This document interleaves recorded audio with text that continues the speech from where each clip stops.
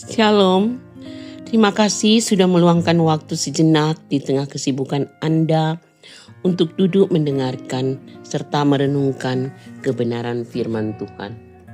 Kami berdoa agar waktu ini menjadi waktu yang menyegarkan bagi jiwa Anda.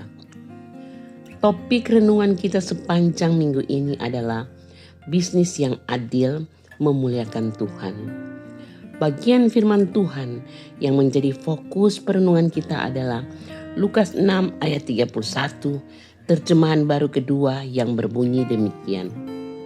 Sebagaimana kamu kehendaki supaya orang perbuat kepadamu, perbuatlah juga demikian kepada mereka. Jemaat yang terkasih di dalam Tuhan.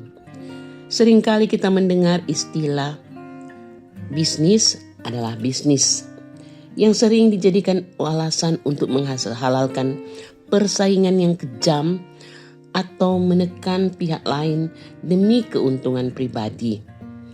Kita merasa bahwa dalam dunia usaha, kasih dan kebaikan hati adalah kelemahan.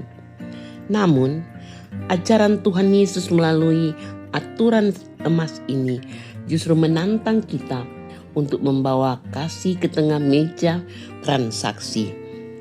Jika kita ingin diperlakukan dengan jujur dan hormat, maka kitalah yang terus memulai perilaku tersebut kepada orang lain terlebih dahulu. Ayat ini adalah inti dari ajaran Yesus tentang bagaimana hidup sebagai warga kerajaan Allah. Dalam konteks ekonomi dan bisnis, prinsip ini adalah antitesis dari mentalitas siapa cepat dia dapat atau tipu sebelum ditipu. Yesus mengajarkan bahwa kasih kepada sesama harus mewujud nyata dalam tindakan bisnis yang memuliakan Allah, tidak melihat orang lain sebagai objek untuk dikuras uangnya, melainkan sebagai sesama manusia yang harus dikasihi. Saat kita menerapkan prinsip ini, kita sedang mempraktikkan kasih Allah. Tuhan tidak hanya memperhatikan apakah kita untung, tetapi juga bagaimana cara kita mencapai keuntungan tersebut. Apakah kita merugikan sesama atau justru memberkati mereka? Bagaimana kita mempraktikkan ayat ini di tempat kerja atau toko kita? Kepada pelanggan, apakah kita menawarkan barang yang benar-benar mereka butuhkan atau hanya sekedar mengejar target penjualan dengan melebih-lebihkan kualitas barang?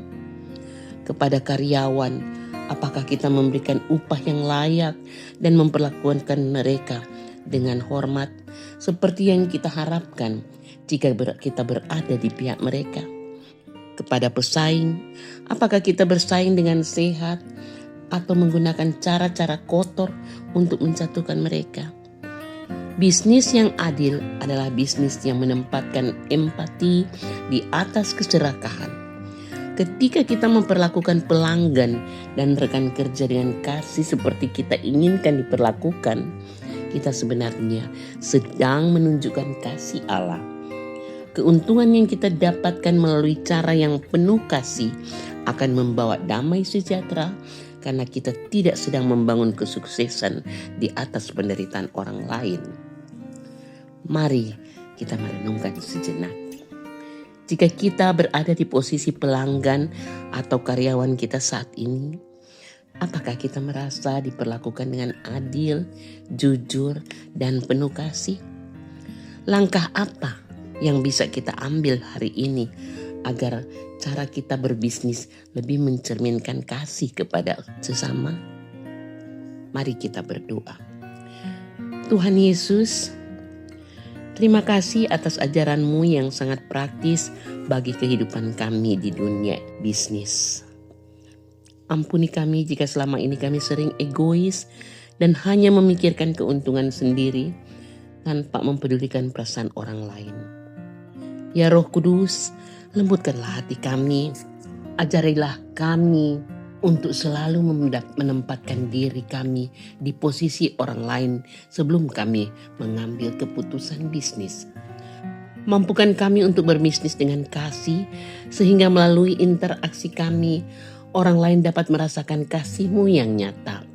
Dalam nama Tuhan Yesus kami berdoa. Amin. Kiranya renungan hari ini boleh menuntun langkah kita sepanjang hari ini. Selamat beraktivitas dan sampai jumpa lagi dalam renungan kita bersama esok hari. Tuhan Yesus memberkati.